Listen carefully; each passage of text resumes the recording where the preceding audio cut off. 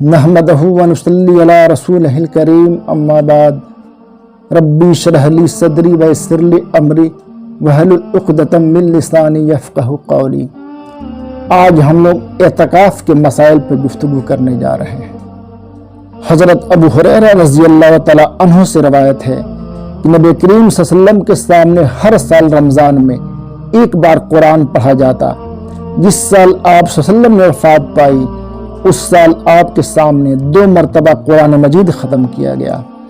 اسی طرح آپ صلی اللہ علیہ وسلم ہر سال 10 دن کا اعتکاف فرماتے، لیکن وفات کے سال آپ صلی اللہ علیہ وسلم نے 20 دن کا اعتکاف فرمایا۔ ایک اور حدیث میں حضرت عائشہ رضی اللہ تعالیٰ عنہا فرماتی ہیں کہ رسول اللہ صلی اللہ علیہ وسلم جب اعتکاف بیٹھنے کا ارادہ فرماتے تو فجر کی نماز پڑھ کر معتکف میں داخل ہوتے۔ ایک بار حضرت صفیہ رضی اللہ تعالیٰ عنہا آپ سے اعتکاف میں ملنے آئی تو آپ صلی اللہ علیہ وسلم انہیں گھر تک واپس چھوڑنے کے لیے تشریف لے گئے۔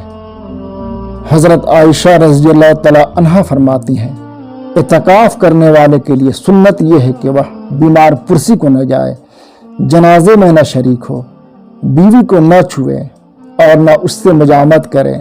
اعتکاف کی جگہ سے ایسے ضروری کام جیسے قضاء حاجت، غسل فرض کے بغیر نہ نکلے جس کے بغیر چارہ ہی نہ ہو۔ اعتکاف روزے کی حالت میں ہی ہوتا ہے اور جامع مسجد میں ہوتا ہے۔ نبی کریم صلی اللہ علیہ وسلم کے ساتھ نبی کریم صلی اللہ علیہ وسلم کی بعض بیویوں نے بھی اعتکاف کیا۔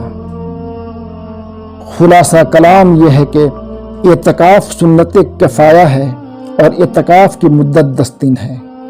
ہر مسلمان کو رمضان میں کم از کم 1 مرتبہ قرآن پاک کی تلاوت مکمل کرنا چاہیے۔ اعتکاف کرنے والے کو فجر کی نماز کے بعد اعتکاف کی جگہ بیٹھنا مسنون ہے۔ اعتکاف میں بیوی ملنے کے لیے آ سکتی ہے اور اعتکاف کرنے والا بیوی کو چھوڑنے گھر تک جا سکتا ہے۔ اعتکاف کرنے والے کو سخت ضروری کام سے ہی مسجد سے باہر نکلنا چاہیے۔ اعتکاف مسجد میں ہی کرنا چاہیے۔ عورتوں کو بھی اعتکاف کرنا چاہیے۔ یہ تھے کچھ ضروری مسائل اعتکاف کے بارے میں۔ وآخر دعوانا الحمدللہ رب العالمین۔